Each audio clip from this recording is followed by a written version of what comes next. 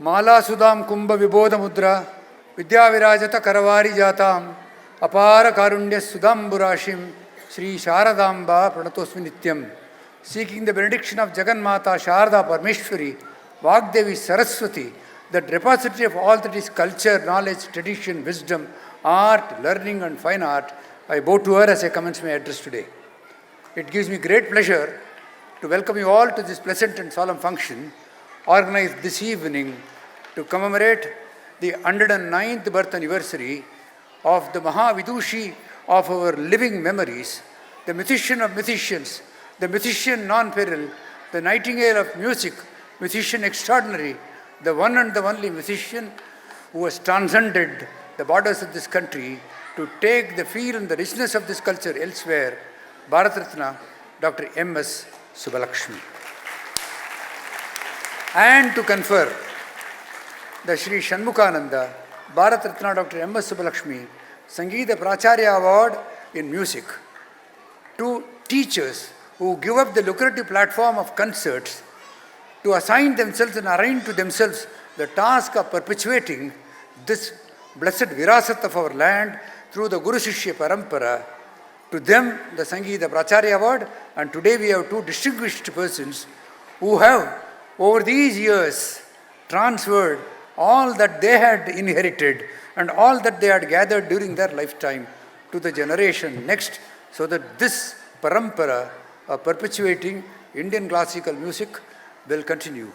And to confer the Sri Shanmukhananda, Bharat Ratna, Dr. M.S. Subbulakshmi Fellowship in Music to 50 young musicians from across the country in all genres of music, who from today onwards take on being the ambassadors of what I would conventionally call as Subbulakshmi Bani, the tradition of music as perpetuated by Subbulakshmi.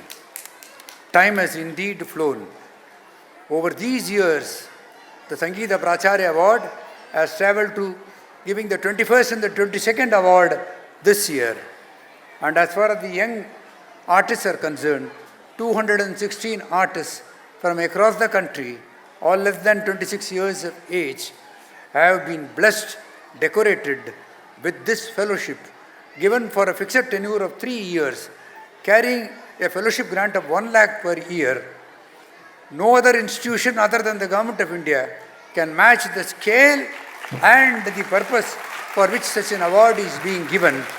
And over these few years, the Sabha has given a financial outlay of 6.10 crores for sustaining and perpetuating the fellowship in music, named in honor and memory of that great musician of our times. On the 11th of December 2004, the music that soothed the universe was silenced. Music baffled. When the first stroke of sun came to bless the earth on this part of the country, melancholy descended with the news that Subbulakshmi is no more. All roads led to Koturpuram to pay final respects to her. Naturally, the world of music was drowned in grief. She gave everything that she had, either the ones that she possessed by herself or the ones that she inherited, all during her life journey, and took very little for herself. In a figurative sense, even when the last rites were to be performed and the journey started from Koturpuram, the only asset that belonged to her, that she carried with herself on the mortal remains of that body, was the shawl that was given to her by the Mahaswami of Kanchi on the Shivaratri day, when she performed, when he was having his 4 Kala Pujas. The mortal body was draped into that and was consigned to flames along with that of the body. There was nothing more that she carried with herself as she departed from this world. As she moved from the seen to unseen, it then dawned onto the people, Subbulakshmi the person might have demised, but Subbulakshmi the musician is immortal. She has left behind such baggage of music, such reservoir of music, that not one generation, 2 generations, countless generations of living memories will inherit. And wherever Subbulakshmi's divine voice is being heard, serenity and joy will pervade. Subbulakshmi has etched for herself in the minds of every person, no matter whether he is a musician or a rasika or an ordinary person, a permanent place in the hearts and minds of everyone in this country and even beyond, through the medium of music and sacred calling of music. This Sabha of ours has a great tradition.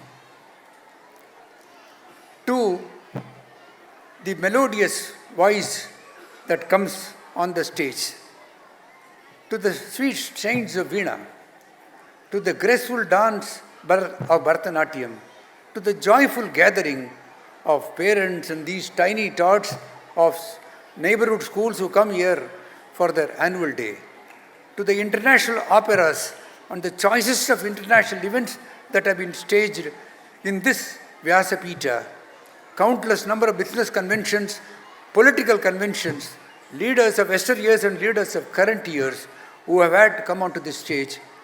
This auditorium has been a silent witness to all. The Shanmukhananda as a living history. It is more than an edifice. It's a monument of a cultural synthesis, one singular object that in its multifaceted dimension and secular natures epitomizes the city it stands tall and proud in, and in a larger sense, the nation itself. The Shanmukhananda is a living tradition. Over the years, the Sabha had enjoyed a relationship, a connect with this Mahavidushi, which transcended the conventional relationship between an artist and an art institution. On the 22nd of August 1963, when this Vyasapita was dedicated to the nation, the inaugural concerts comprised of 3 concerts. One of Arigudi Ramanuja Iyengar, second was Shembai Vaidyanatha Bhagavatar, and third was M.S. Subbulakshmi. From then on, year after year, countless number of performances M.S. gave on this very stage. Those vintage classics, those treasures of perpetual value, which today form part of the archives, not just of this institution, of the world as well, were all given from this stage. In the year 2000, Subbulakshmi was inducted as a patron of the Sabha, and in the very same year, she was conferred the Sri Chandrasekarendra Saraswathi National Eminence Award. In the year 2002, she gave in writing her consent to have an award given to music teachers in her name. Never before in history, never later, never ever had she seconded her name for any honors, titles or accolades. Battles can be fought in courts as to why not to use Subbulakshmi's name, but this institution was special that she gave it in writing, that you use my name for this award. Both Visalakshi Omanakutti and Kuldeep Pai are not getting one more award. Many have sat lightly on their shoulders, but this comes with the blessings of Subbulakshmi. And she had insisted, and these are her words, she told me for the first few years, nobody outside Maharashtra should be given. Otherwise, those musicians from Chennai will invade and take away the awards.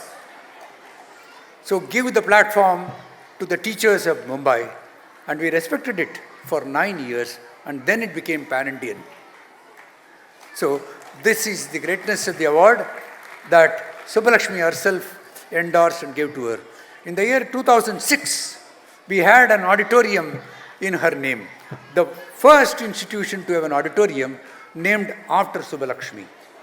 We had a life-size statue of Subbulakshmi adorning the front foyer of this auditorium, next only to Tirupati Tirumala Devasthanam. They kept it on the road, now they have kept it to the sides. But here in the Sabha, she still blesses all who come into this auditorium.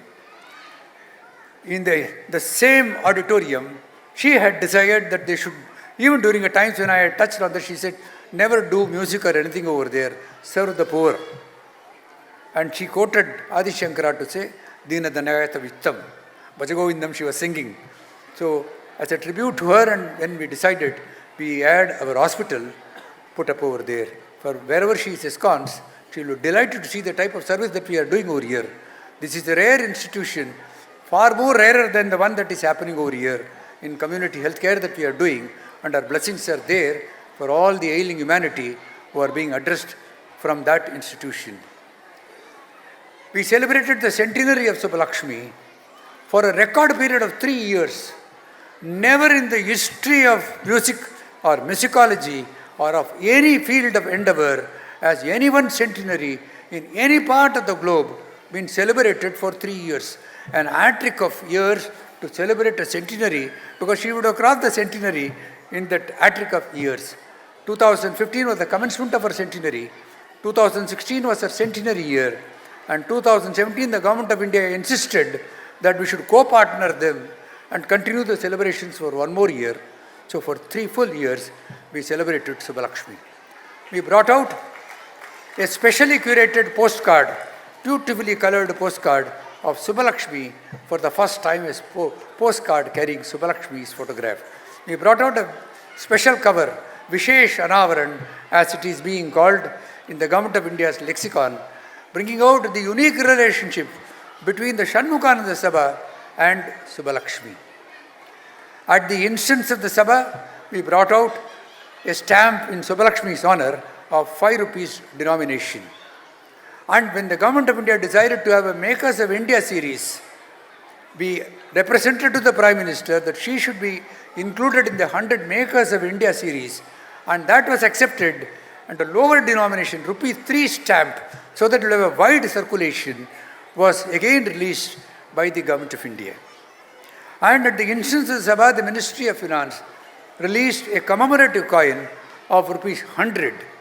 And at my own personal request to the Prime Minister, a circulation coin for the first time ever of ₹10, even though it was a limited edition, unlike Gandhiji's, which is free-flowing, was brought for the first time because he said, I will do. And a ₹10 circulation coin for Subbulakshmi came in that year. And during the centenary year, we also had the golden jubilee of Subbulakshmi's performance in the United Nations on the 23rd of October 1966 at the commencement of the 1960 session of the United Nations. At our request, supported by the Government of India, the United Nations brought out a commemorative stamp of $1.20 of Subbulakshmi. It did not stop there.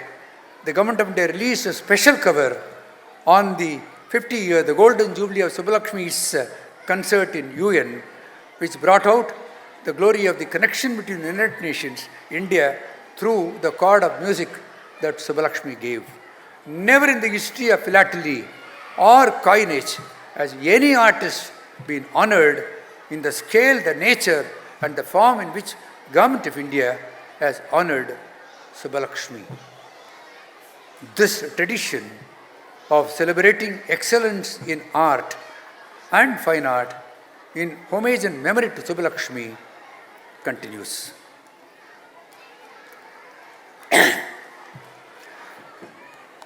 Subbulakshmi might have moved away in flesh and blood, moved from the seen to the unseen to the world beyond, which none of us have seen.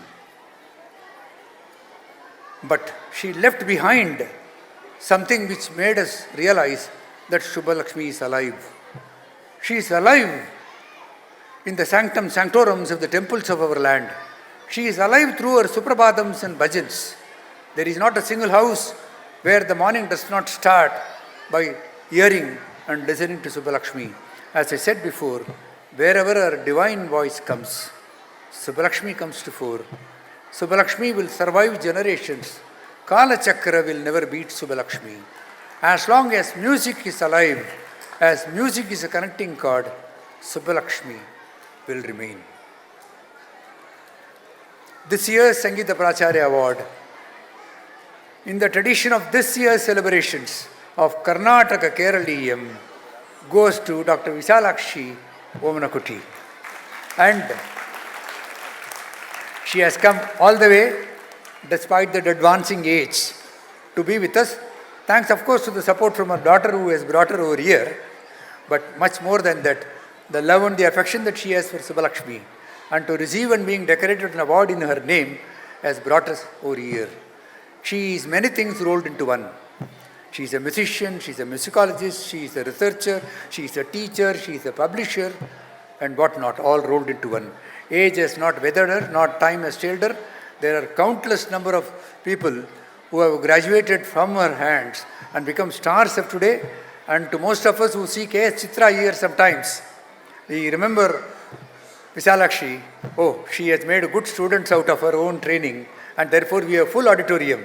When Chitra comes, even the first and the second floor gets packed up. So that's a tribute to her that she had. And in receiving the honor today, I think she received the honor which will perpetually stand with her, far more than the awards that the governments or others give. And when it comes to Kuldeep Pai, what is striking about him is that he has harnessed the power of technology. Technology to transform music. And music not with people who are traditional musicians who sit down here, perform for a prize and go, with young ones who are being initiated into the art and overnight made celebrities because YouTube carries them. Vande Guru Paramparam has 1.5 billion. What is that? 1.5 is correct? 1.5 billion hits of Vande Guru Paramparam. It's a record in the spiritual music of the world. One person's music album featuring several young musicians under the Vande Guru Paramparam, and countless number of stars who come here and sing. And some of them who are also over here are all proteges of Kuldeep Pai. So when we are honoring him, we are truly going by what Subbulakshmi said. Music has to be imparted to the next generation. Push them into it if they are not in. Use devices which will bring them closer to you, and that's what he has been doing, and therefore we are really happy and have great pleasure in conferring this award on him. And to give this award, we have Honorable Justice K.R. Sriram, the Honorable Chief Justice of the Rajasthan High Court. He belongs to this city. He is part of the city. He will continue to be with us. But then titles are giving us geographical locations to address. That's why I call him as the Chief Justice of the Rajasthan High Court, or before that of the Madras High Court. Still better, a judge of our High Court over here. And at the fag end of his judicial career, a very illustrious career, both at the bench and at the bar before that. He is demitting office in a fortnight from now. Despite that, when the call came to him, I said, I need you to come. He did not wink for a second. He said, I will come. And I'll come. And probably this is the last function as the Chief Justice in Mumbai of Rajasthan. No, a function for music. I'm sure you will not get next music performance in a fortnight from here. And he too is steeped in culture and the tradition of this land. To all of us, to our generation who have seen his father, and I can tell you he is no comparison to his father. He was in university by himself. And this Vyasapita had seen how many Chakyar Kutu. And how many times he has taunted me also, I can tell you. Because I always used to come in after the Shankaracharya had gone. Vannu! Swaminte agent Vannu, he will say. Who transformed Bhagavatam, condescended to the level of ordinary people and gave the essence of the scriptures of this land. And that tradition continues with him. And I am deeply beholden to his wife, Usha, for joining him this evening to share the dais so that they can honor each one of them. And I am sure the ones that are receiving the award, I think they will also be momentarily dazed when they see the size of some of the awardees. Because they will not even come near their knees. But they are great singers. And to give a sample, will give only one voice for 2 minutes today, because otherwise you don't have time to do that. Then you will know what these children are all about. They have got this award not on the strength of recommendations. This is one award which defies recommendations. This has never been influenced by the mightiest of performers saying that, give it to my Shishya. I have never given that. We have hunted and chased talent across the country. You might wonder from where all we have got.